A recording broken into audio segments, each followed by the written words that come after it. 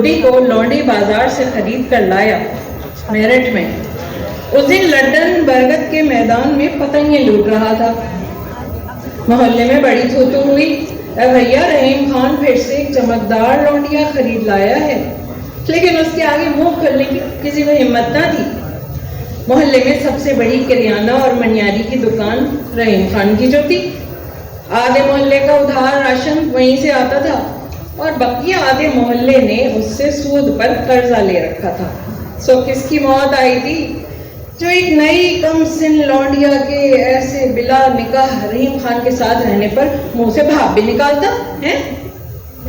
ایسا نہیں تھا کہ زر خرید لونڈی کوئی پہلی مرتبہ رحیم خان کے ہاں آئی تھی، شاید یہ چوتھی تھی، تیسری کے پانچویں، یہ تو یاد نہیں۔ ایک کو حمل ٹھہر گیا تھا، رحیم خان نے اس کے پیٹ پر لاتے مار مار کر بھری برسات میں اسے نکال باہر کیا، کیونکہ عورت کا پیٹ سے ہونا اس کے خیال میں گناہ کبیرہ تھا، معاہدے کے خلاف ورزی وہ کرنے نہ دیتا تھا۔ دوسری کا آنکھ مٹکا، اے بہن سن رہی ہو؟ دوسری کا آنکھ مٹکا پڑوس کے رضائی گدے والے تگڑے بشیر سے ہو گیا تھا۔ وہ بشیر کے ساتھ اسی کے ڈورے ڈالے روئی کے گدے گرماتی تو اس کے بعد اسے رحیم کا توندیلا ڈھیلا ڈھالا اور بدبودار جسم نہ بھاتا، یوں ہی مکر کرتی اور چھوٹی آوازوں سے اسے خوش کرتی۔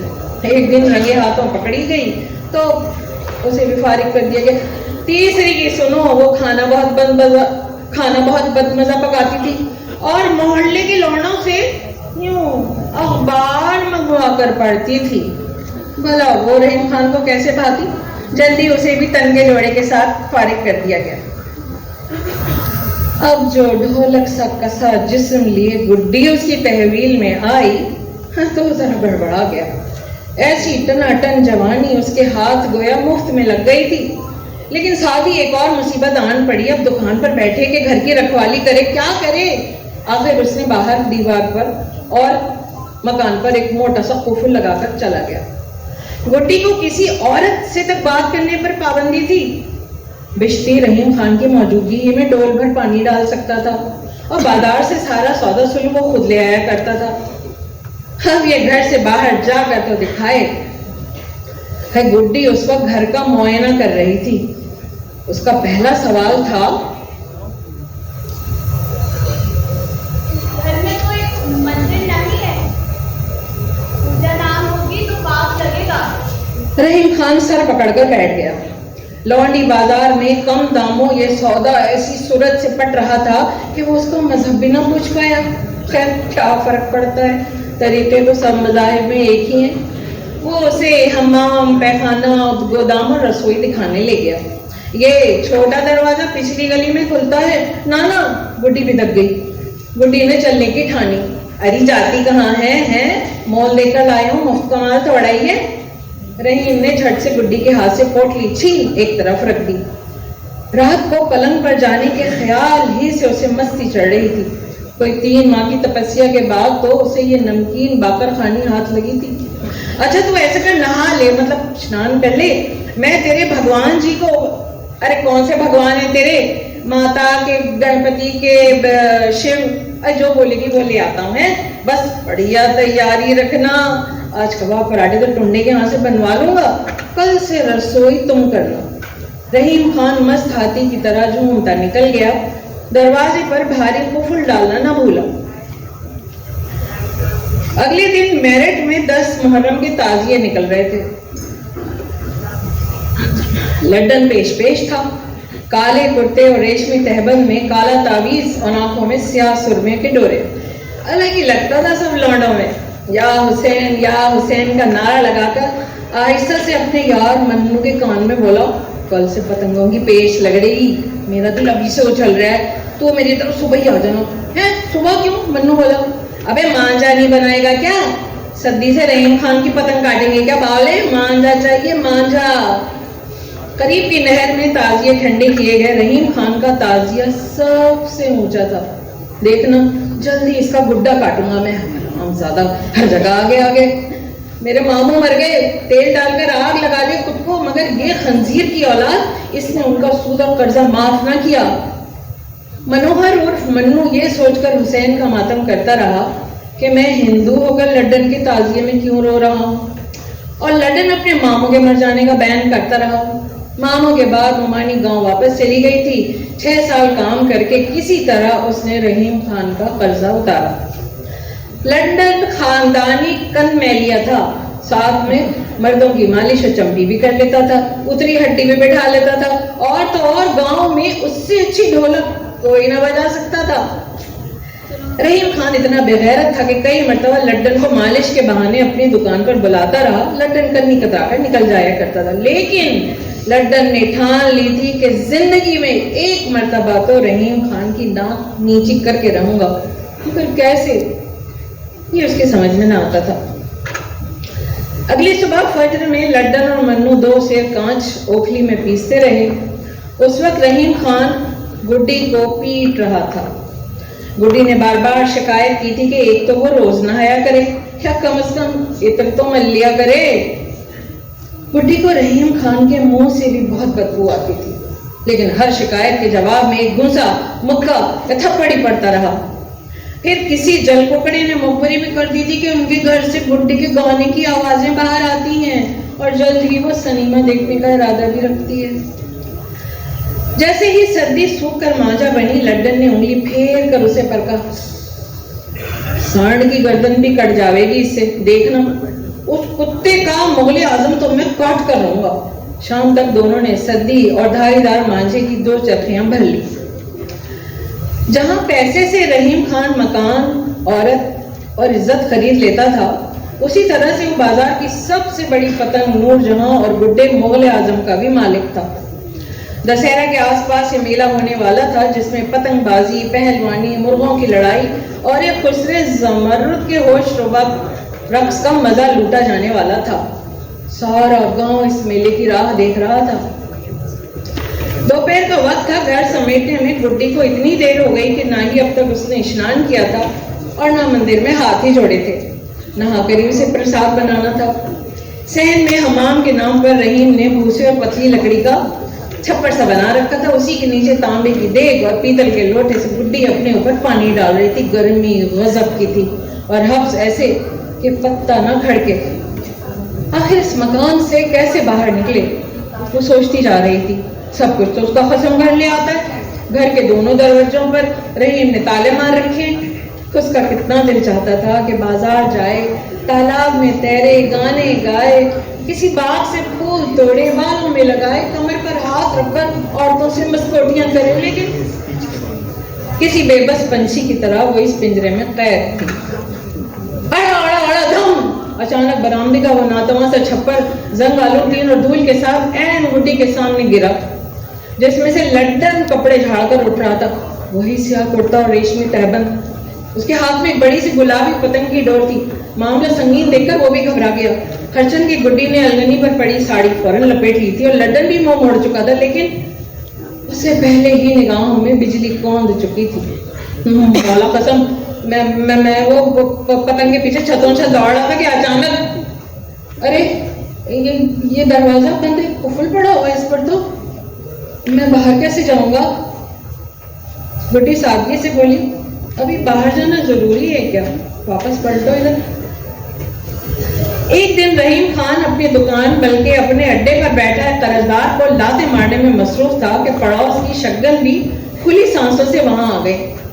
اے مردوئے، تو یہاں بیٹھا غریب کا کچھ عمر نکال رہا ہے، وہاں تیری جورو مطلب اے لونڈی کام توڑوا بیٹھی ہے، ہائے ہائے کر رہی ہے، اب جاوے گا کہ اس نابکار کام میں مصروف رہے گا، خسیس انسان۔ شگن بی کی دیوار رحیم خان کے دیوار سے ملتی تھی، نہ اس نے کبھی سود خور سے قرضہ لیا تھا، نہ ہی ادھار کا اناج اس کے یہاں آتا تھا۔ بچوں کو قرآن مفت پڑھاتی اور محلے کی مرد عورتوں کو غسل میت دیتی۔ نیک وہ سالنی تھی شگن بھی، قناعت میں دن اچھے گزر رہے تھے اس کے، بھلا وہ رحیم خان سے کیوں دبتی؟ گھر کی طرف دوڑتے ہوئے خان سوچنے لگا کہ 2 ٹکے کی لونڈی کی طرف ایسی بے قراری سے کیوں بھاگ رہا ہوں؟ مر جائے میری بلا سے، دوسری لے آؤں گا۔ لیکن اندر کھاتے رحیم کو پتا تھا کہ اب اس میں وہ دم خم نہیں رہا۔ ذرا سی دیر میں سانس پھول جاتی ہے اور وہ دوڑ کے بہرے کی طرح ہانپنے لگتا ہے۔ اس کے باوجود گڈی نے گھر اور اسے دونوں کو سنبھال رکھا تھا۔ शक्कन बी ने जब एक दिन आड़े हाथों लेकर उसे हलाल और हराम पर दर्श दिया, ऐ कमबख्त निकाह क्यों नहीं कर लेता इस बेआसा लौंडिया से, तो वो बुढ़िया पर बिगड़ी तो क्या। शक्कन बी, औरत से निकाह करो तो हरामजादी सर पर मसाला पीसने लगती है, बराबरी के सवाल जवाब करती है। कहाँ जाते हो, किससे मिलते हो, नाच मंडली में पैसे क्यों लुटाते हो, कितना कमाते हो, मकान किसके नाम है, रुपयों की देख किस फर्श के नीचे दाव रखी, और फिर बच्चा, ना ना ना ना, निकाह तो ना करूंगा, हाँ उस रांड के साथ अपना बढ़ापा जरूर निकाल लूंगा, उसको मेरे सब दावपेश पता हैं, लेकिन निकाह, तौबा तौबा। रहीम खान घर पहुंचा तो बुड्ढी की दर्द भरी हाय हाय बाहर गली तक आ रही थी।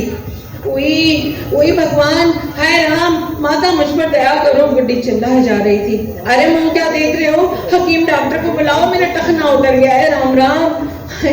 कुछ देर बाद लट्टन ने आकर टखने का भरपूर मुआयना किया। बुड्ढी के दाएं हाथ शक्कन बी और बाएं तरफ खूंखार नजर लिए रहीम खान खड़ा था। बुड्ढी को सर से पैर तक मोटी दरी से ढांक रखा था, सिर्फ मजरूफ मगर चमकती सुलगती संदेही पिंडली खैमे से बाहर थी।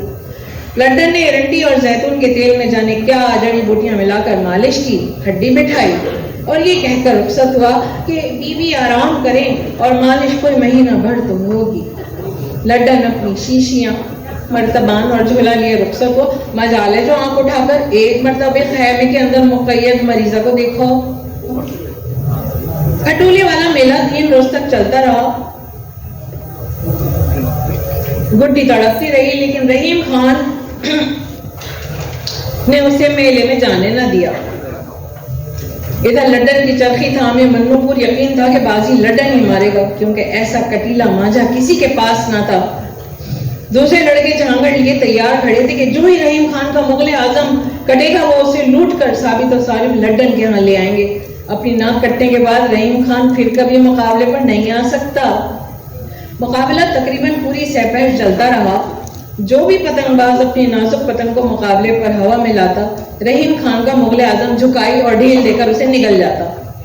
आसमान में बहुत देर तक मुगल आजम और अनारकली तने रहे।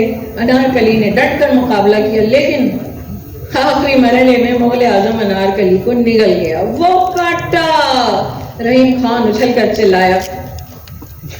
लट्टन को यूं लगा जैसे कि अंग्रेज बहादुर ने बहादुर शाह जफर को गिरफ्तार करके उसका ताज उतार लिया हो। अगले ही रोज दुकान पर रहीम खान को इत्तला मिली कि उसकी इकलौती ब्याही बहन गाजियाबाद में जजगी के दौरान चल बसी है। वो वहीं से बैलगाड़ी दुरुस्त करके जनाजे के लिए निकल गया। 2 रोज बाद घर लौटा तो क्या देखता है कि घर के दोनों दरवाजे चौपट खुले हैं। अंदर न गुड्डी का सामान। कच्चे सहन में दाबी देख से नकदी भी गायब थी। ऐन उसके बिस्तर पर एक कागज उसकी टोपी के नीचे रखा था। शुद्ध हिंदी में लिखा था, मैं अपनी खुशी से लड्डन के साथ बम्बई जा रही हूँ, मुझे तलाश न किया जाए। वहाँ मेरा लड्डन गर्म हमाम की फैशन वाली दुकान लगाएगा और मैं बम्बई की फिल्मों में गाने गाऊंगी। यहीं तक लिखा होता तो रहीम खान सब्र कर लेता।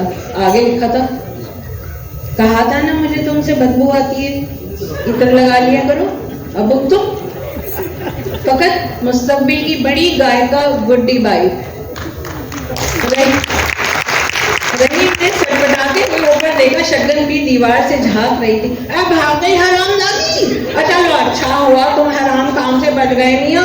जीना था जीना। ए मियाँ, अब कोई सौम सलात की पाबंद बुरके वाली शरीफ बेवा से निकाह फरमाओ। रहीम खान अल्लाह मुसब्बबुल इस्बाब है। शक्कन बी की आवाज उसे सुनाई न दे रही थी। फर्श पर धम से बैठ गया, जैसे आज उसकी गुड्डी कट चुकी है। तमाम मोहल्ले वालों की आवाजें उसके कान में गूंजने लगी। वो काटा, वो काटा। तो जाने में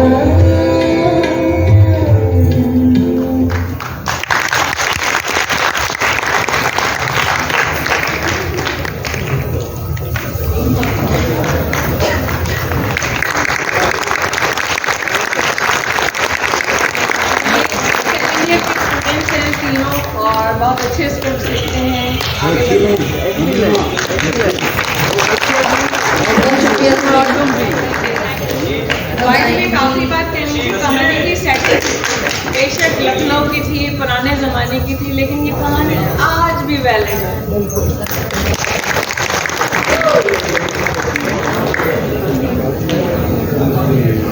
बहुत शुक्रिया मीना। अब आएंगी केव गजनवी और हमारे लिए कुछ रीड करेंगी। इंफोटेनमेंट की दुनिया के बारे में जानने के लिए हमारे चैनल इंफोटेनमेंट पाकिस्तान को सब्सक्राइब कीजिए और बेल आइकॉन को ऑन कर दीजिए ताकि आपको हमारी अपडेट्स मिलती रहें।